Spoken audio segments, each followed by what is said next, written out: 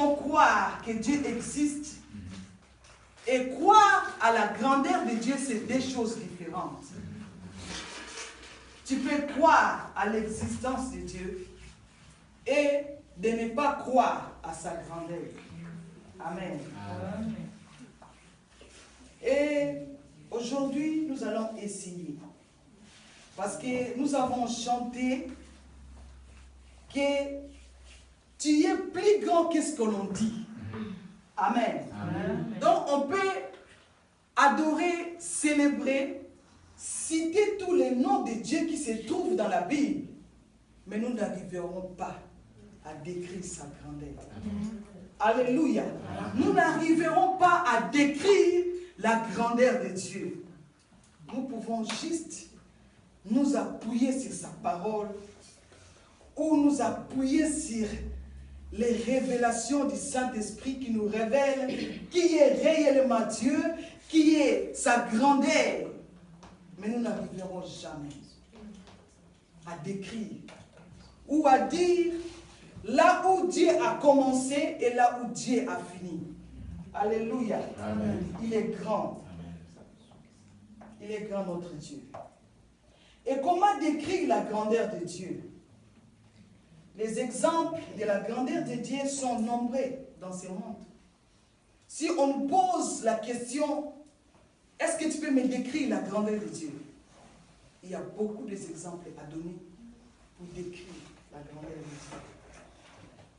Et ce matin, par la grâce de Dieu, par l'aide du Saint-Esprit, nous allons juste citer quelques exemples qui nous décrivent sa grandeur. Amen. Amen. Nous allons voir son grand amour. Alléluia. L'amour de Dieu nous montre sa grandeur. Amen. Amen. Parce que Dieu nous a aimés, pas comme le monde nous aime. Dieu nous aime différemment des gens. Amen. Amen. Aujourd'hui, quelqu'un peut te dire, je t'aime. Et la même personne demain peut dire, ah, celle-là, je ne l'aime pas.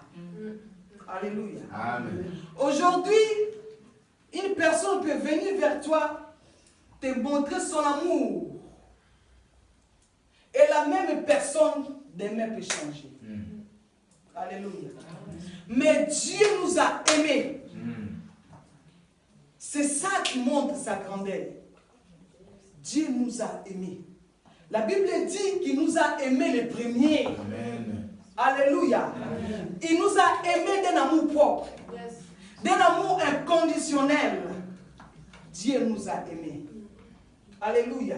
Amen. Et c'est là aussi qui prouve sa grandeur, son grand amour.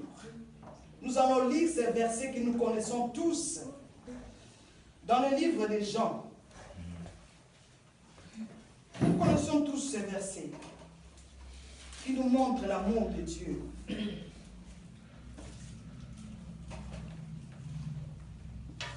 Jean 3,16. C'est un verset où tout le monde peut citer à cœur. Jean 3,16. Même les enfants connaissent ces versets. Ce verset nous dit, dans ma version, il est écrit, en effet, Dieu a tant aimé le monde qu'il a donné son Fils. Son Fils unique, afin que quiconque croit en lui ne périsse pas, mais ait la vie éternelle. Amen. Amen. Amen. Dieu a tant aimé le monde. Dieu a tant aimé le monde. Dieu n'a pas aimé un nombre de personnes. Mais la Bible dit que Dieu a aimé le monde. Donc ça veut tout juste dire que Dieu a aimé l'humanité. Amen. Amen. Amen. Dieu a aimé l'humanité. Et il a donné son Fils unique. Alléluia. Amen. Dieu a donné son Fils unique. Qui parmi nous peut sacrifier son Fils? Qui parmi nous peut sacrifier sacrifier sa vie? Qui parmi nous peut dire, moi je vais sacrifier mon enfant pour les autres? Alléluia. Il n'y a que Dieu qui a fait ça. Et c'est par là que nous voyons sa grandeur. Et Dieu a donné son Fils unique. Il n'a pas seulement donné son Fils. Mais la Bible dit, afin que quiconque croit dans lui ne périsse pas, mais ait la vie éternelle. Alléluia.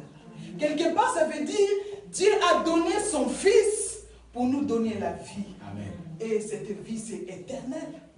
Alléluia. Amen. Cette vie, ce n'est pas la vie que nous vivons ici, mais c'est une vie éternelle. Alléluia. Amen. Et là, nous voyons sa grandeur. Et on ne peut pas comparer cet amour avec l'amour des hommes. On ne peut pas comparer cet amour de donner son Fils en plus unique et que nous puissions avoir cette vie éternelle. Et là, nous voyons sa grandeur. Et la Bible nous dit